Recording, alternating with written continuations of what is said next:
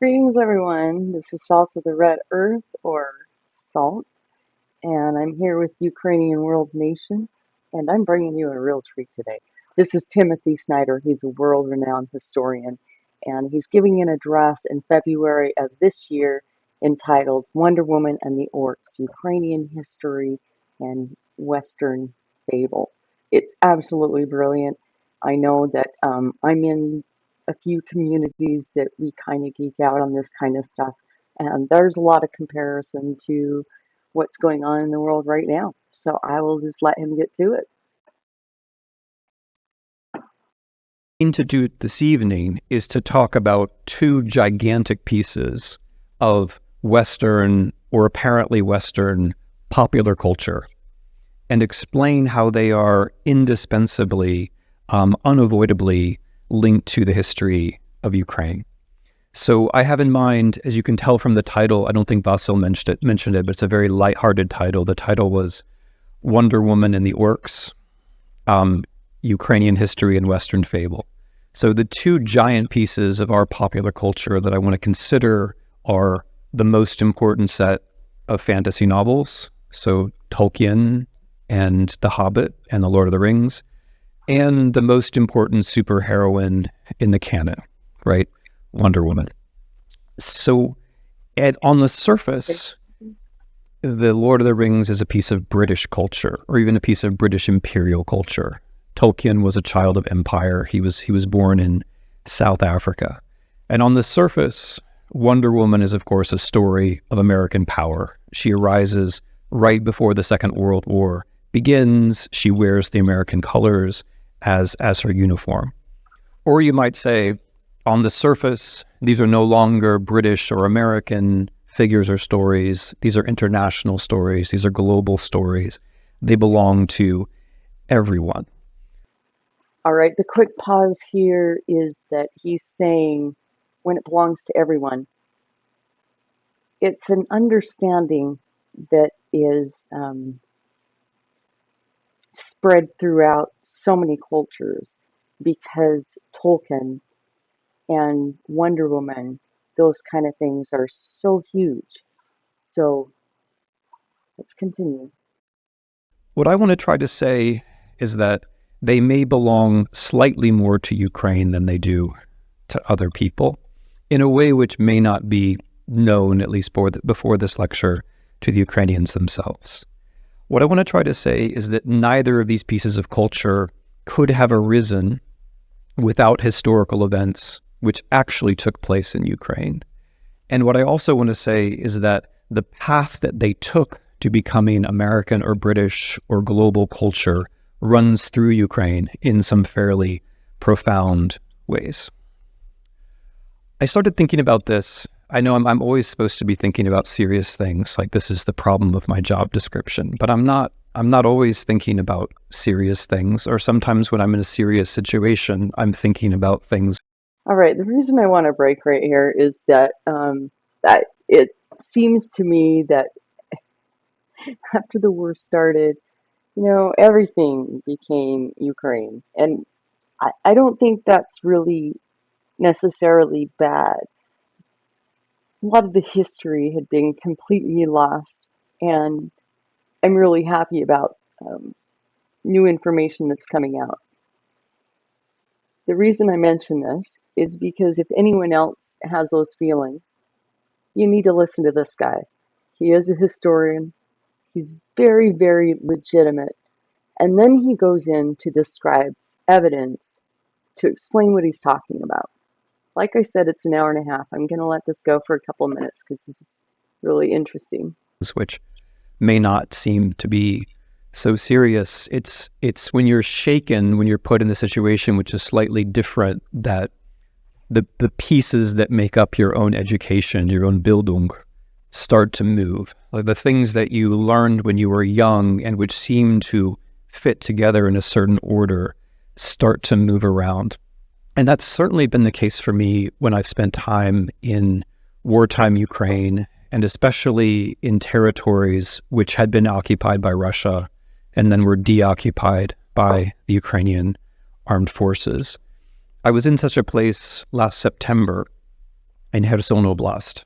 And it was as though every day, every hour, every minute, every moment of the time that I spent on this trip was reorganizing in my mind things that I thought that I knew. So just to give you some examples before we get to the orcs and Wonder Woman, on the drive from Kiev to Odessa, which is a drive that, more people from Berlin should make more often. On the drive from Kiev to Odessa, about halfway down as you pass Uman, just to the left of the highway, there is a little village called Nebalivka. And that village of Nebalivka is next door to what is perhaps the oldest city in the world. There were cities in what's now south-central Ukraine 6,000 to 7,000 years ago. These are the oldest known human settlements. People lived there at the same time as they lived in cities in ancient Mesopotamia, maybe earlier. Nebalivka is one of at least 10 such settlements. It's the only one which has been thoroughly studied. No one knows this, right? No one knows this, or very few people know this. The whole history of humans gathering in cities may actually begin in south-central Ukraine, and yet you can drive right by and not think about it. The way that you see, one of the ways you can see Nebalivka, and I was thinking about this because I was visiting sunflower farms, is that if you have a drone, which a lot of people in Ukraine now do, and you fly it over Nebalivka, which has been done at the right time of year, the sunflowers rise up from where there were houses 7,000 years ago, 3 days earlier than everywhere else. So an aerial photograph of this place will show you a map of houses where people lived thousands of years ago, displayed in sunflowers, right? Displayed in sunflowers. All right, I'm going to pause for just a minute there and get into another area of this. And I'm going to kind of break it up so that if you feel like you want to move on to something, you can do that. Okay, here he's about to get into the origin of providing a framework or a set of characters. It's a way of describing what's good and what's evil in this war. I want you to reflect with me a little bit about where that word came from and where Tolkien actually comes from and what Tolkien has to do in a pretty deep way with Ukraine. Here's the thesis, and then I'm going to flesh it out with details. Tolkien is writing in the genre of medieval Icelandic, Scandinavian sagas. He is very consciously writing in the genre or with the tools, the characters, the ideas, the plot devices of the stories that are associated with medieval Scandinavia. The Edda, as well as Beowulf, which is the earliest English story. He tells us that very directly. He tells us that. So in The Hobbit, I'm just going to assume that everybody who's here is here because they read The Hobbit and for no other reason. In The Hobbit, there were dwarves who were called things like Dwalin. It's slightly different than what you're going to expect. Dvalin, Bafur, Bombor, Nori, Ori, Owen, Thorin, Fili, Kili, Glowin, Thror, Thrain, Dane, Nain. These are all from Sibyl's prophecy, which is from the early part of the Prose Edda. Tolkien tells us that he's writing an Icelandic story by taking the names of all of his dwarves, as well as Gandalf, from the most famous collection of Nordic myths. But it's not just that, it's the whole plot of The Hobbit, right? The whole plot of The Hobbit. The idea that there are dwarves, elves, and men, that comes from medieval Nordic culture. The idea that there's a man who can change himself into a bear whose name begins with B, that comes from medieval Nordic culture.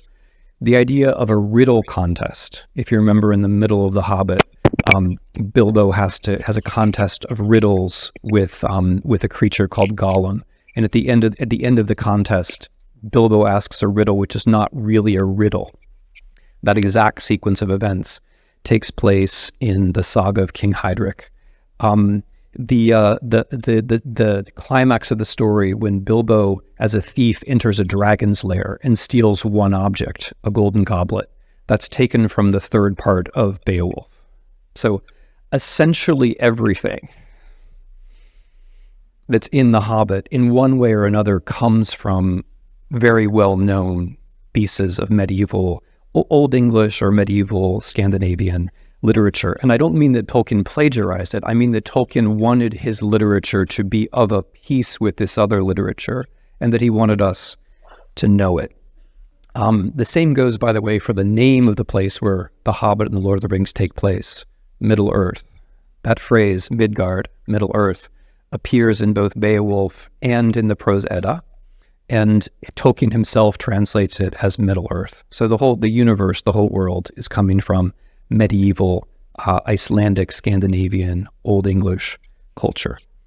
The same is true even more powerfully for the whole Lord of the Rings. The Lord of the Rings is constructed as part of medieval, Icelandic, Scandinavian culture. Dwarves, elves, and men. Dwarves who forge, elves who also forge, but in particular forge things of value for those who are very powerful. A main character who is called Strider. The most important man is called Strider, both in the Prose Edda and in Tolkien. There's a character, a king actually, in the Prose Edda who's called not Frodo, I admit, but Frodi. And in his story, there's a golden ring. Even Gandalf's horse, which those of you who really are the Tolkien fans here, and I'm trying to figure out who they are. I think they're like two people who are actually here for the Tolkien. That you'll remember that Gandalf's horse is called Shadowfax. Fax is Old Icelandic for mane, and so Shadowfax is a name of a horse like the names of horses that you find in the Icelandic myths. So pretty much everything, including the basic structure of the plot. In the Old Norse stories, there are three basic things that happen with rings. I'm sorry, if you don't know the plot of The Lord of the Rings, I feel really weird like stepping back to say what the plot of The Lord of the Rings is, but it involves a hobbit who inherits a ring of power and has to destroy it by dropping it into a mountain. Though there's one guy who didn't know, there was one person who was like, thanks, I saw him. Yeah. So in the Norse mythology, two people actually, in the Norse mythology, there are rings that bind you. So I give you a ring, and that means that you are bound to me. So for example, in a very famous story called Hrolfkraki, a ring is given to someone, and that binds the someone to the king. The rings, by the way, in Norse mythology are not necessarily this sort of ring. They can be a ring more like the kind of ring that Wonder Woman wears, but I'll get to that later on. And that kind of ring, the ring that a lord uses to bind someone to him, appears in Hrolfkraki, it appears in Beowulf over and over and over again, and it was in fact true historical practice among the Vikings. The chief of a Viking lodge or clan, the person who organized the raiding expeditions, would reward his most loyal soldiers by giving them bands of silver and gold rings. And we also know about marriage, right? Those rings can get pretty heavy, can't they, Frodo? All right, I'm going to go and skip around a little bit. All right, here he's going to be talking about the connection. So why am I talking about this in connection to Ukraine? Well, in connection to Kiev in particular. Because the culture that I'm describing, the myths and stories that I'm describing, are the myths and stories of the people who turned Kiev into a capital of a country. The exact time, the 8th, 9th, 10th, 11th centuries, when these stories were told and then recorded, is the time when Vikings from Scandinavia took over the city of Kiev from the Khazars and turned it into a capital. The people who founded Kiev, the Scandinavians who founded Kiev, who had names like Helga, who Ukrainians prefer to call Olha, or names like Yaroslav, who Ukrainians prefer to call Yaroslav, right? Those people were Scandinavians, and the culture that they brought was Scandinavian. Kievan Rus was one of several Scandinavian states founded around the year 1000, along with Denmark and Norway and Sweden. It was one of a series of states founded by Vikings, which included Normandy and Sicily, and also indirectly England. So the point here would be that even as Tolkien was conjuring with these words and terms and culture in the 1930s, 40s, and 50s, 1,000 years before that, the people whose stories they were, people who actually, when they controlled Kiev, were giving one another rings to symbolize a relationship between Lord and follower. 1,000 years before Tolkien was writing, those people were actually making the history, along with other people, along with the Khazars, along with the Slavs. But these were the people who turned Kiev into the capital of a country, who founded the medieval kingdom of Rus, right? So when in the 21st century, someone refers to orcs in the Ukrainian language, it's not an innovation. It's not only at least a borrowing from some kind of globalized culture. It's actually a return. That word is from Beowulf. It's more than This is where things get even weirder. 1,000 years old. It belongs to a North European culture, which is, it's not the only influence, but it's very important in the creation of Kiev. And the return is actually a double return, because the most important story about a ring in the Prose Edda, in Icelandic myth, Otto's ransom, that story actually recalls events from the 3rd, 4th, and 5th centuries AD involving Goths and Huns, and events which took place on the Ukrainian steppe. So the story in Icelandic myth, which Tolkien revives as The Lord of the Rings, actually took place historically on the Ukrainian steppe, on what's now the Ukrainian steppe, in the 3rd, 4th, and 5th centuries, as the Goths and then the Huns took over this region from the Scythians. Okay, the Scythians. That brings me to Wonder Woman. This is where it gets super, super cool. So, after having had to introduce The Lord of the Rings, I'm a little worried about whether I also have to introduce Wonder Woman. Like, I wonder whether there are people who are frowning. They're like, who is that? And some of them are sincere, and some of them are just pretending to be cool. And I want you to know I can tell the difference. So, All right, so here he is actually going to go into the plot of Wonder Woman. You can go back and watch it, or maybe you could just watch some Wonder Woman. You really need to keep up on that. All right, so he skipped over to where he's going now that he's told you the plot. He's going to talk about the origin of Wonder Woman. combination of powers actually bespeaks, believe it or not, and I'm going to get to the Scythians in a minute, but bespeaks first wave American feminism. There was a milieu who essentially jointly created Wonder Woman. It involves one man and the 2.5 women he lived with, and who were all passionate believers in a version of feminism which said that women ought to be running the world. So it had that first wave feminist view that women are actually better than men in certain ways. And they also held together some interesting ideas about how male freedom tended to be anarchic and destructive. And true freedom involved, I'm putting this really delicately now, submission to love, which were ideas that they acted out together over decades. If you'd like to know more about that, my colleague Jill Lepore, who's an amazing historian at Harvard, wrote an entire book called The Secret History of Wonder Woman, from which I'm...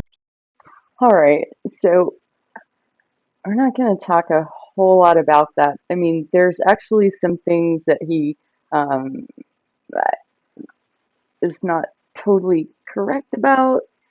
So he goes off on feminism a little bit. I don't think we need to get into that. We are talking about a specific thing. Let's get there. All right. Hopefully, I'm in the right place. Let's go. Leia, the encounter of Theseus and Antiope. Um, all of the major heroes of Greek myth have meaningful encounters with female warriors who are called Amazons. And by the way, all three of those figures I just mentioned appear in the new origin story of Wonder Woman as it was recreated a few years ago.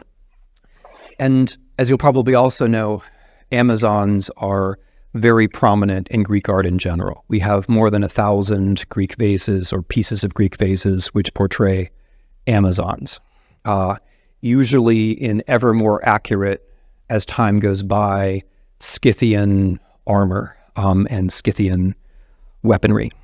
So it's interesting to think about these Greek myths of Amazons because the Greek myths of Amazons have a surprising correspondence to a certain history, the history of the encounter of the Greeks with the Scythians being the people who lived on the southern Ukrainian steppe, as well as in the Caucasus and Central Asia. But the ones the Greeks knew were chiefly from the southern Ukrainian steppe. It's interesting to follow these myths with Heracles and Achilles and Theseus because they seem to follow the arc of the actual historical encounter between the Greeks and the Scythians. It's true that the Scythians pressed on towards Athens, as the myth of Theseus and Antiope says. It's true that there was some diplomatic negotiation, as the myth of Heracles and Hippolyta would suggest. And it's true that Greeks fought Scythians, as in the story of Achilles and Penthesilea. I don't know if you know that story. It's part of the story of the War of Troy, in which a band of Amazons fight on the Trojan side and wreak utter havoc on the Greek side until Achilles finally kills Penthesilea. But all of those things actually happened. The Greeks, of course, did fight Scythians. So it's interesting, right? There's an American myth and it's inside a Greek myth. But it's not a myth. It's a myth that it's a myth. It's a misunderstanding that it's a myth. The art is accurate. There were female Scythian warriors that the Greeks called Amazons. And we now know this as a result of Ukrainian archaeology. This is one of the few things which has been recently, one of the many interesting things about early history, which has been established pretty much this beyond a shadow of a doubt. Why did we think it was a myth? We have all these Greek stories about how their heroes fight women. Why? I just think it is really interesting to me.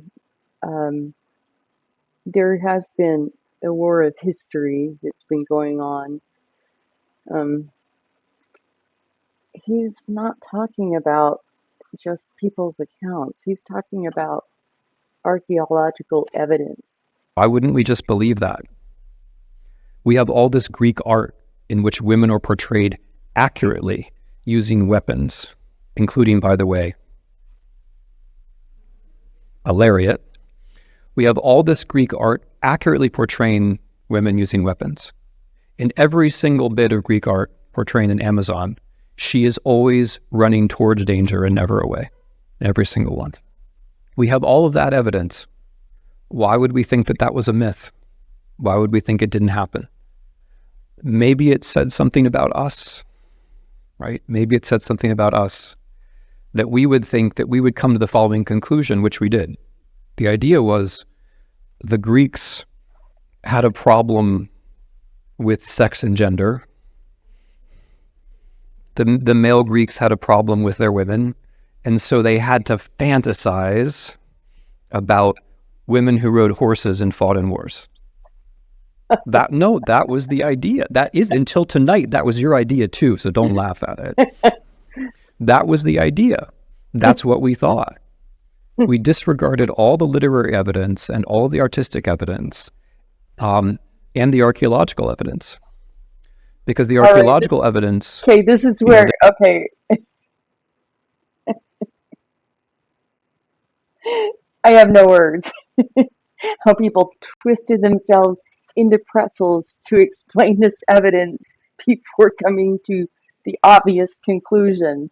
But you can't come to that obvious conclusion because it involves women.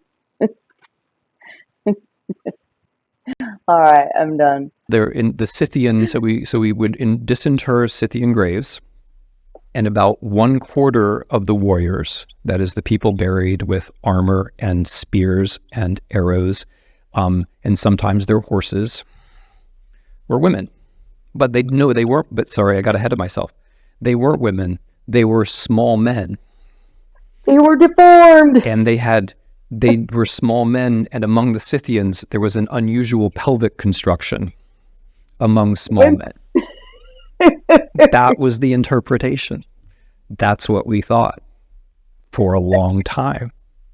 Because of course there couldn't have been women warriors. Of course the Greeks were just fantasizing about something like that. Could never have happened. Thankfully, there aren't just the Ukrainian archaeologists, an important one is Elena Fialko, who have made these finds. And the finds, by the way, are extraordinary. And they, and pretty much everything else I'm saying, is on the basis of my colleague Adrian Mayor's amazing book on the Amazons.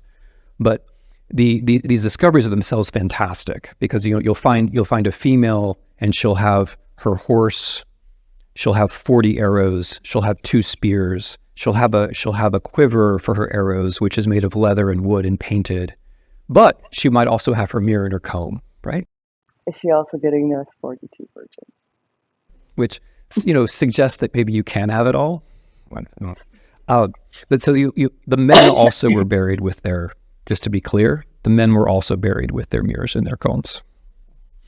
And they also had long hair. And they also fought. I don't want to give the wrong impression. The Scythian men also fought. They didn't just stay at home and say, okay, dear, let me know how it goes. It's not like the 21st century. Someone sitting with her husband. Okay. But so we know this not just because of the archaeological finds. We know it because of the technology. So we're now capable of doing many things with ancient DNA technology, and one of the things we can do is we can tell women from men. And so this door is now closed. It's now certain these were women. So this undoes, a lot of the ways that we were thinking about gender in the 20th century. And interestingly, the apparently wild way that William Marston and his friends, lovers, wife were thinking about gender turns out to be historically more accurate, crazy though it seems. The Amazon that they invented, this Wonder Woman, was apparently based in a myth, but she was in fact based in history. And it's a history, and you've already gotten this point, right? It's a history which actually took place in Ukraine. In Ukraine, precisely. That's where the evidence of it is.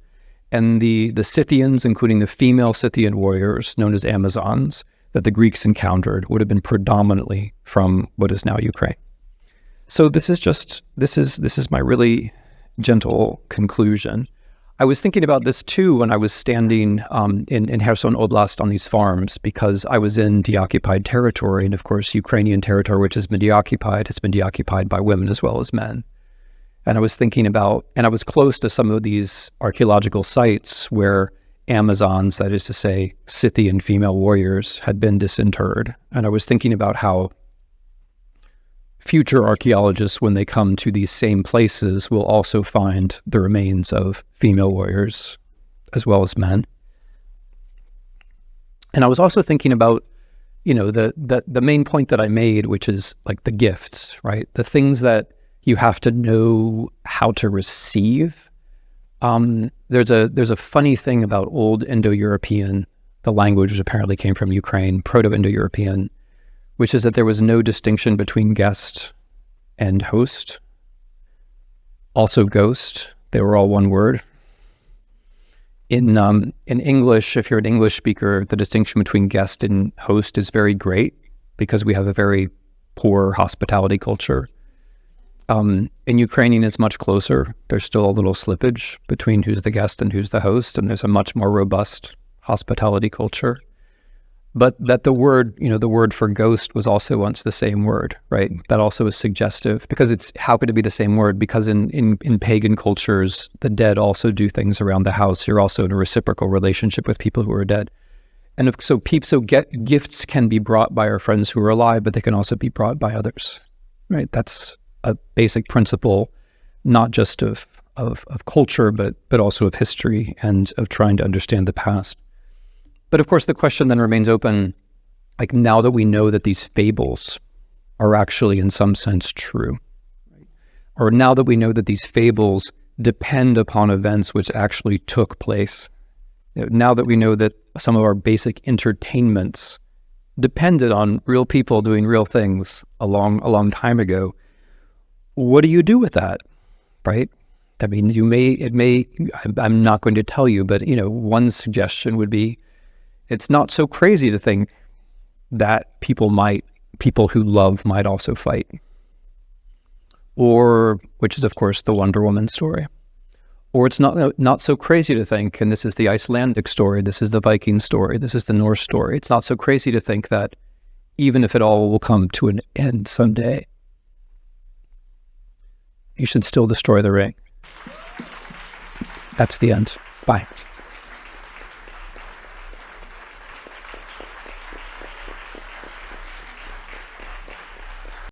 That is quite something. One of the things that I like is just showcasing women, showing that, history is full of women that stepped up to the challenge, and they are again. They have to. Um, they have to. So I want to move on because this is the end of the speech, but there is a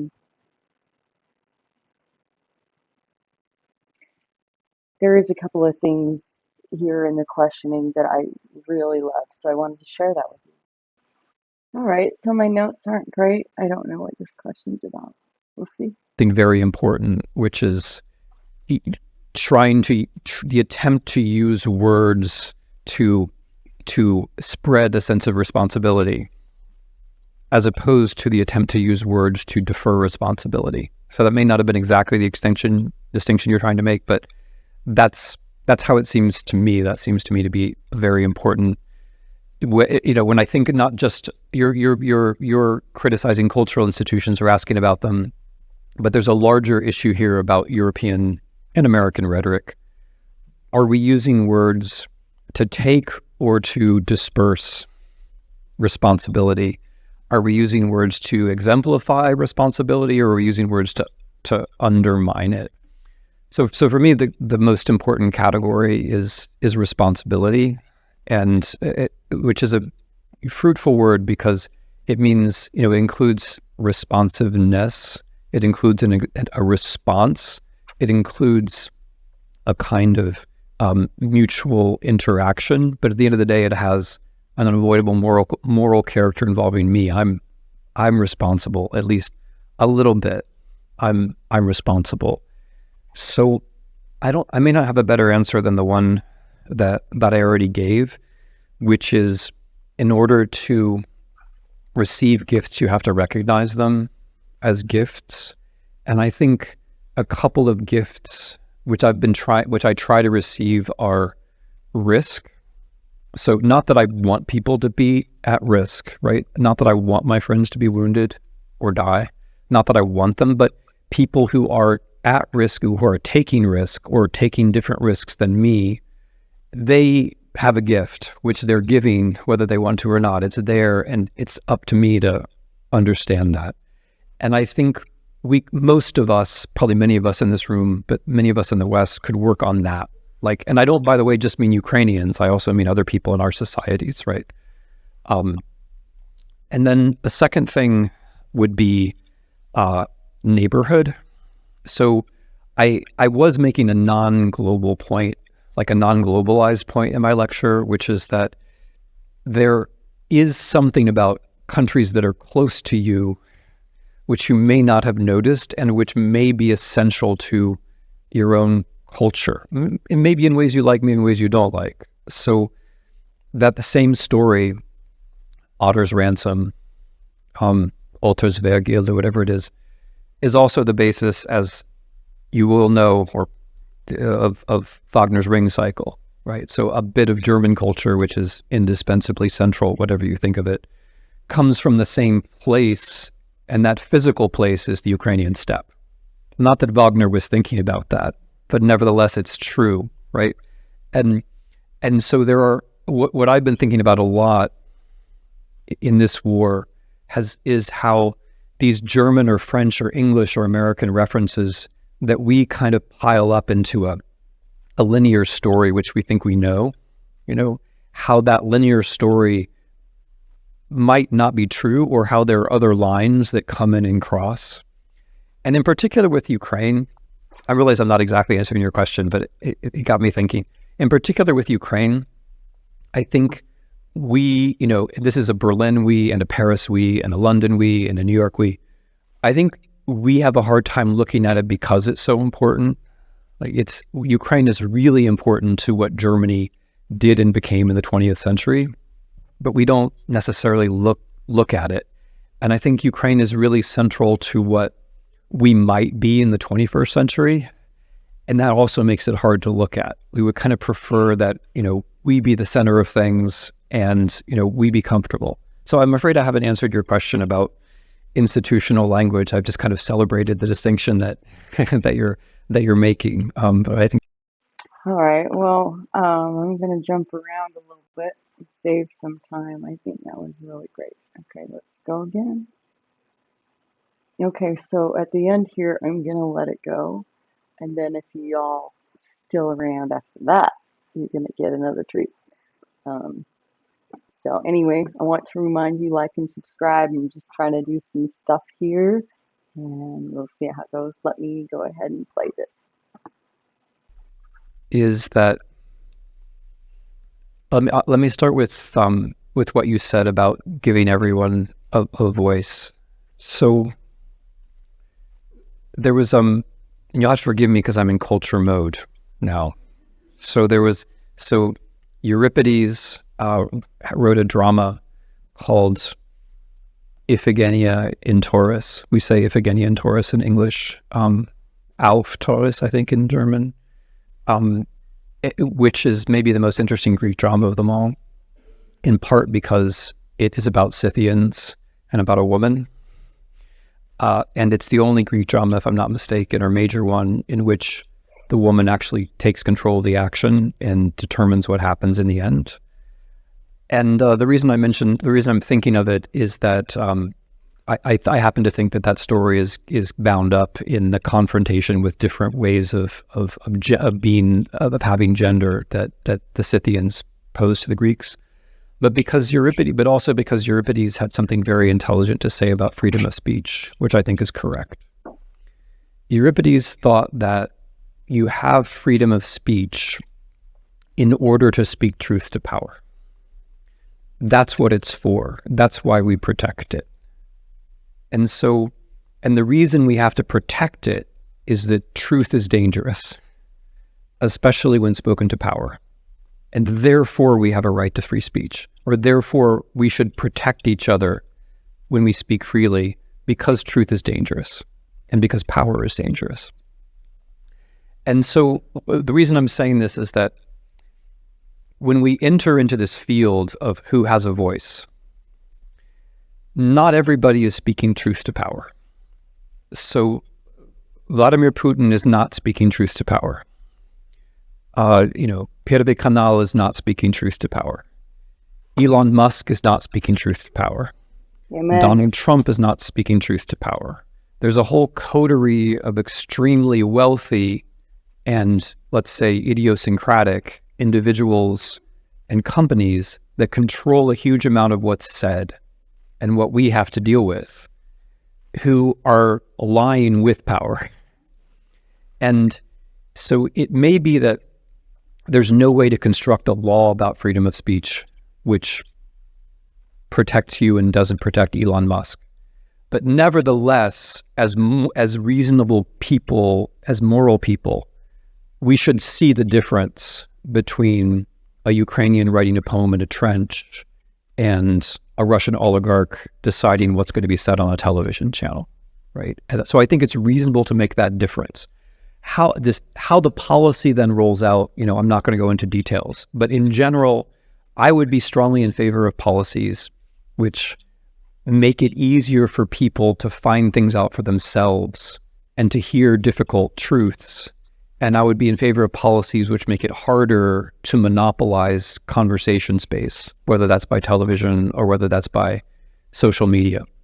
And so, I think it's reasonable in time of war and not in time of war to say there's a media institution which is telling lies all the time for malicious purposes owned by extremely wealthy people. Maybe we should allow our conversation space to move somewhere else. I don't think there's a problem with that. So I forgot the first question. What was the first question? Was that it? Or that was it? Okay.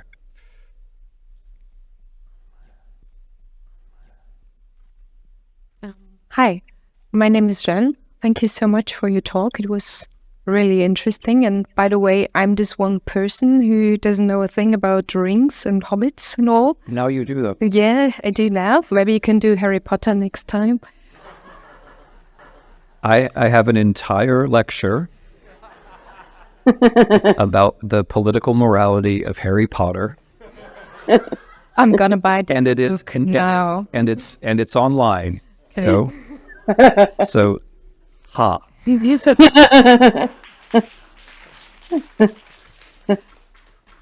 I have a very practical political question, I think. Do you think that in order to imagine a solidarity for the future between, for example, Germany and Ukraine, or to imagine a solidarity in a European future, do we rely on this shared, maybe hidden history that you just pointed out?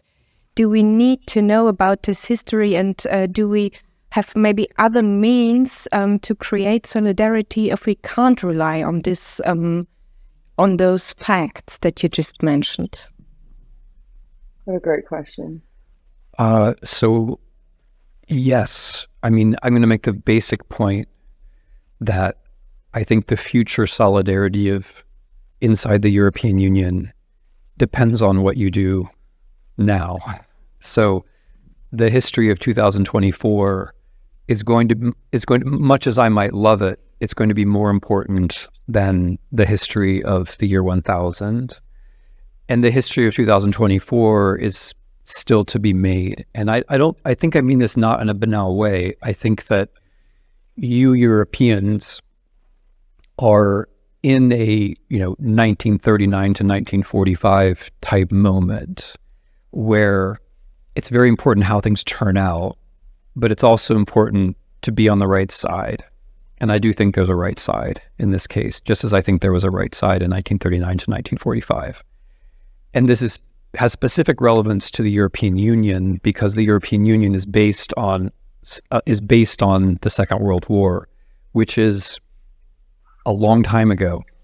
And I think it would be better to have, or to put it more strongly, I think it's necessary to have another moment, a more recent one, perhaps even one which involves fewer Americans, where Europeans did the right thing and expressed solidarity and won. The winning part is important.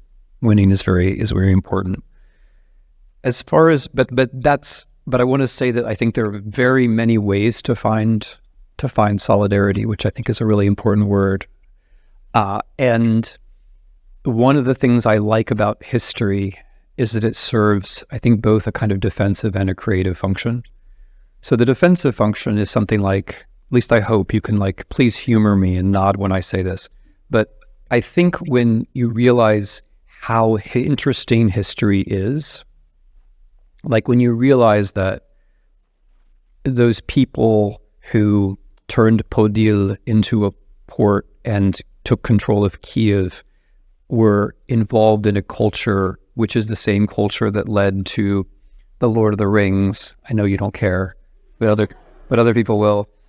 Or when you realize that, that American superheroine could never have existed without these Greek myths, but the Greek myths aren't myths, they're true, and they involve women who rode horses and could turn around backwards, and fire arrows and kill men.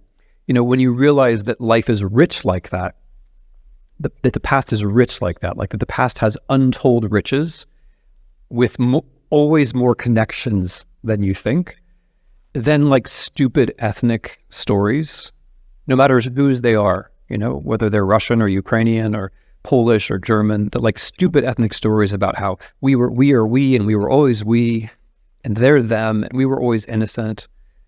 Because that's the structure of it every time. It's always we were innocent and they were guilty. There's no ethnic nationalism which says we're guilty and they're innocent, right? It's always the same stupid story.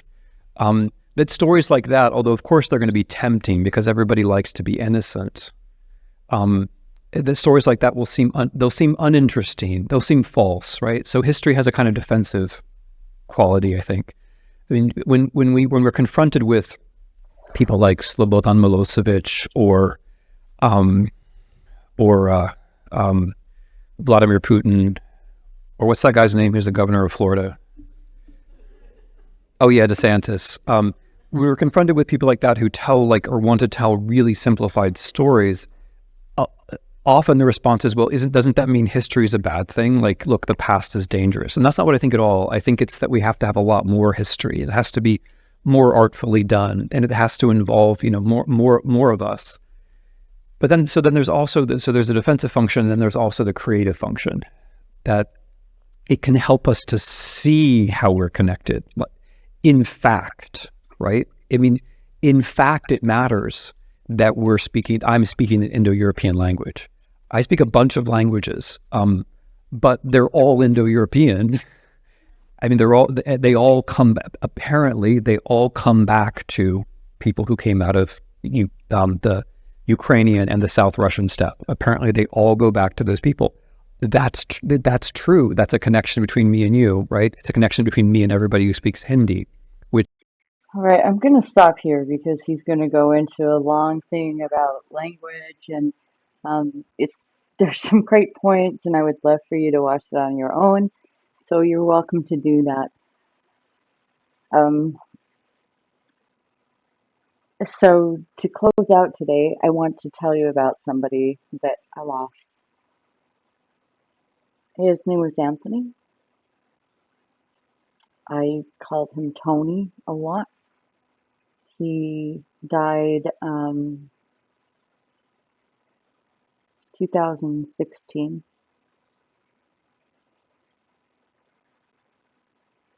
It was devastating for me. It changed everything about my life. It was a hard thing to go through, especially trying to do it being a mother.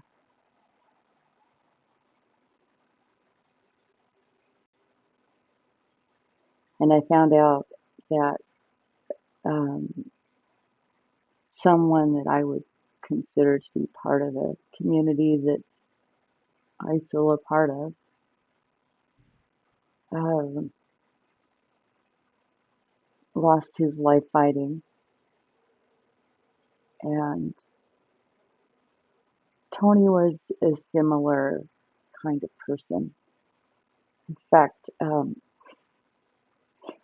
he was home laid up recovering from a surgery, and I would come home from work and he was just watching all these videos and just screaming about all of the hurt going on, and that, you know, Christians were being crucified, and if family members were trying to run over and rescue them, those family members would have their arms cut off.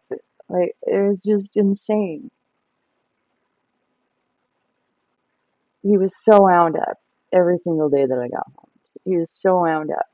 He wanted to go. He wanted to go and fight. And, like, what are you going to do?